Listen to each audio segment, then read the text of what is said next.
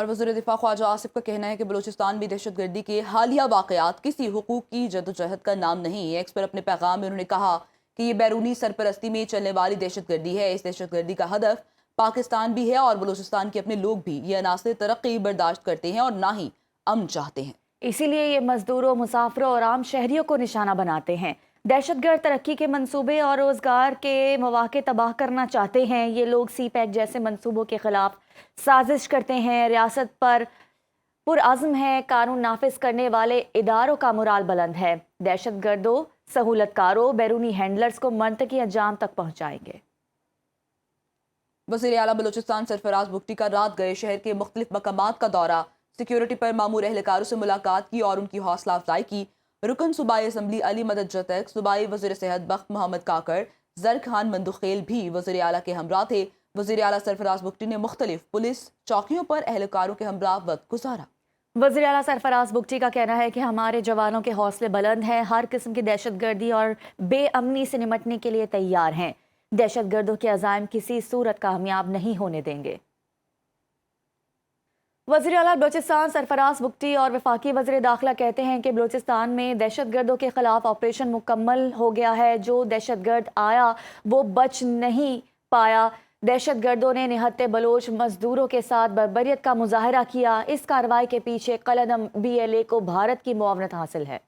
انہوں نے کہا ہمارے پاس تمام ثبوت موجود ہیں، ایسے حملے ہمارے مورال ڈاؤن نہیں کر سکتے ہیں۔ پاکستان میں ہونے والی دہشت گردی کے پیچھے بھارت ملوث ہے۔ وفاقی حکومت بلوچستان حکومت سے مل کر دہشت گردوں کا مقابلہ کر کے ان کا صفایا کرے گی۔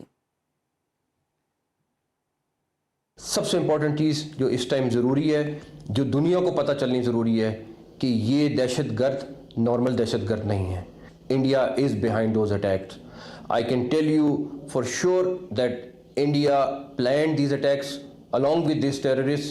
اور ہم آپ کو ایک چیز بتا دیں کہ ہم ایک ایک چیز کے پیچھے جائیں گے، کسی ایک بندے کو بھی نہیں چھوڑیں گے جس نے اس اٹیک میں حصہ لیا ہے۔ دنیا کو اس ٹائم یہ بات بہت ضروری ہے پتہ چل جائے کہ اس ٹائم مین ملک جو دہشت گردی کے پیچھے ہے وہ بھارت ہے، جو دہشت گردوں کو فائنینشیل سپورٹ نہیں کر رہا، اس کے علاوہ ان کی پلاننگ، ان کی اسٹریٹجی میں بھی سپورٹ کر رہا ہے، اور وہ جتنا مرضی کر لے ان کو اسی طرح شکست ہوگی جس طرح ان کو پہلے ہوئی ہے۔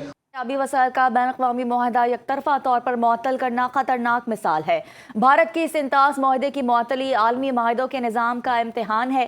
پاکستانی مستقل مندوب عاصم افتخار کا اقوام متحدہ میں بین الاقوامی معاہدوں سے متعلق اجلاس سے خطاب۔ انہوں نے کہا پانی کی تقسیم کا معاہدہ سیاست کی نظر ہوا تو عالمی اعتماد متاثر ہوگا۔ اگر آبی معاہدہ محفوظ نہیں تو کوئی بھی معاہدہ محفوظ نہیں۔ مشترکہ وسائل کے معاہدے کو نظر انداز کرنا بین الاقوامی اصولوں کی خلاف ورزی ہے۔ یک طرفہ اقدامات سے سرحدی اور تجارتی معاہدے بھی کمزور ہو سکتے ہیں۔ آپ کو بتاتے چلے اہم خبر کے متعلق، جس میں آپ کو بتائیں کہ آبی وسائل کا بین الاقوامی معاہدہ یک طرفہ طور پر معطل کرنا خطرناک مثال ثابت ہوا ہے۔ بھارت کی سنتاس معاہدے کی معطلی عالمی معاہدوں کے نظام کا امتحان ہے۔ پاکستانی مستقل مندوب عاصم افتخار کا اقوام متحدہ میں بین الاقوامی معاہدوں سے متعلق اجلاس سے خطاب۔ کہا پانی کی تقسیم کا معاہدہ سیاست کی نظر ہوا تو عالمی اعتماد متاثر ہوگا۔ اگر آبی معاہدہ محفوظ نہیں تو کوئی بھی معاہدہ محفوظ نہیں۔ مشترکہ وسائل کے معاہدے کو نظر انداز کرنا بین الاقوامی اصولوں کی خلاف ہے۔ یک طرفہ اقدامات سے سرحدی اور تجارتی معاہدے بھی کمزور ہو سکتے ہیں۔